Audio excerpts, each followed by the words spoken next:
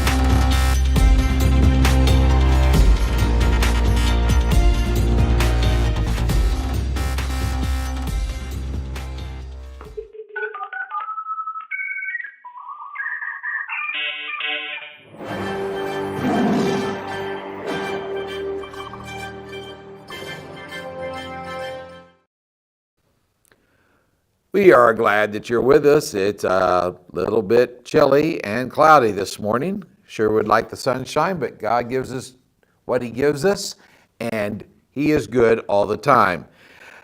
I want to invite you, if you want to follow along in Matthew chapter 2, I'll be reading from an NIV, New International Version. We're going to catch the rest of a story that I alluded to last week. If you were watching us, I talked a little bit about Herod, and that he had told the Magi when they find this new king, when they find the Christ child, they are to let him know so that he might also go and worship. Well, eventually they show up and give to Mary and to Jesus some gifts, but then they're warned in a dream not to go back to Herod, but go a different direction. So we're going to pick up that story, Matthew chapter 2, verses 13 through 18, and then tie it in with a thought that I have for you this morning. When they had gone, an angel of the Lord appeared to Joseph in a dream.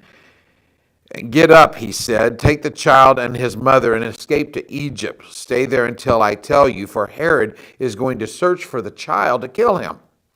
So he got up, took the child and his mother during the night, and left for Egypt, where he stayed until the death of Herod. And so it was fulfilled what the Lord had said through the prophet, "Out of Egypt I called my son."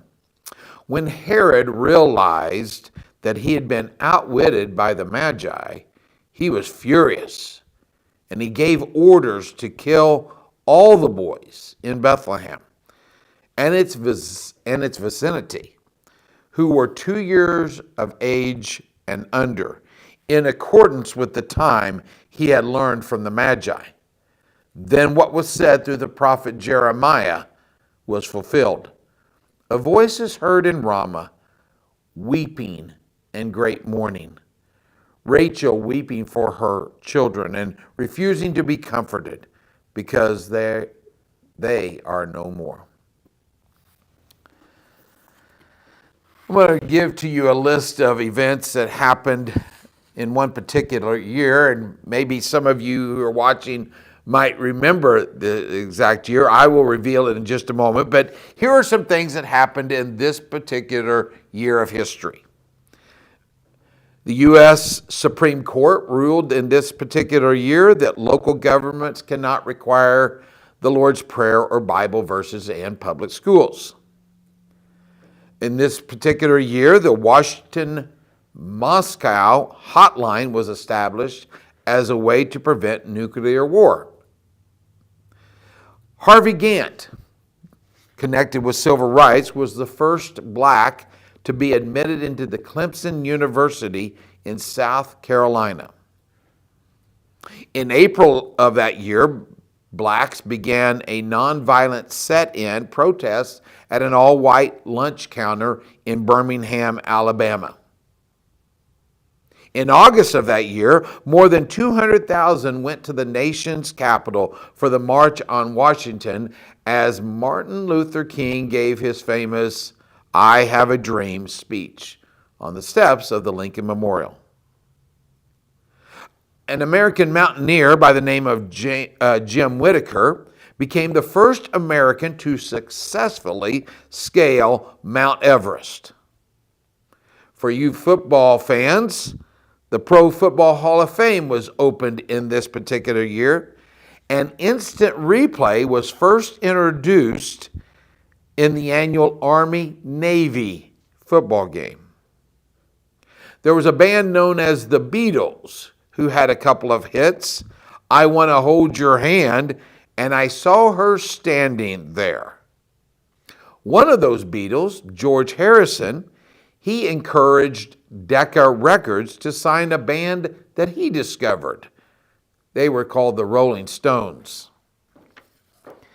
During this year, the Beverly Hillbillies was the most popular primetime television show, followed by Bonanza, The Dick Van Dyke Show, and Petticoat Junction. But of all the events of 1963, November 22nd stands as the highlight, a tragic highlight. While visiting Dallas, Texas, President Kennedy was assassinated. 2 days later, on national television, the accused assassin, Lee Harvey Oswald, was shot and killed. And the very next day, the nation watched as Mrs. Kennedy, with her 2 young children, laid the president to rest.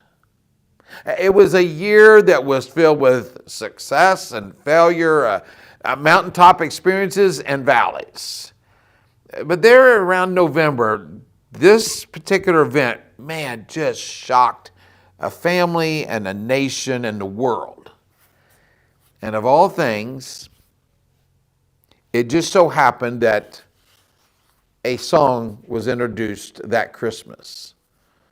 It became an instant hit and has become a classic.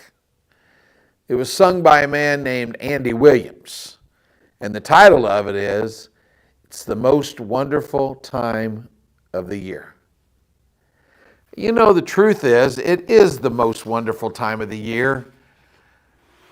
But then we read Matthew chapter 2, and we think of the nativity scene in which we have the Magi around there. Truthfully, Jesus was about 2 years of age when the Magi visited, but we centered it around the nativity. And the truth of the matter is, Christ's birth didn't just bring joy, it brought weeping. I don't want to be a bearer of bad news or sad moments today, but I do want to give us a reminder. It is the most wonderful time of the year, but we need to also be reminded that for some, you may know them, you may be one of them. It can be the most stressful time of the year, the most depressing time of the year, the loneliest time of the year. You fill in the blank with something other than the most wonderful time of the year. And so let's keep in mind those who might be going through hard times or harder times than what they would rather go through. And understand that Jesus came for all of us. It is a time to celebrate the life that he lived and what he gives to us. But we know that he came to give us life in the midst of tragedy. I thank you for watching each week. I encourage you to share this, like it, pass it on to others, and I invite of you to welcome or come back with us next Monday as we do another session of Plugged In.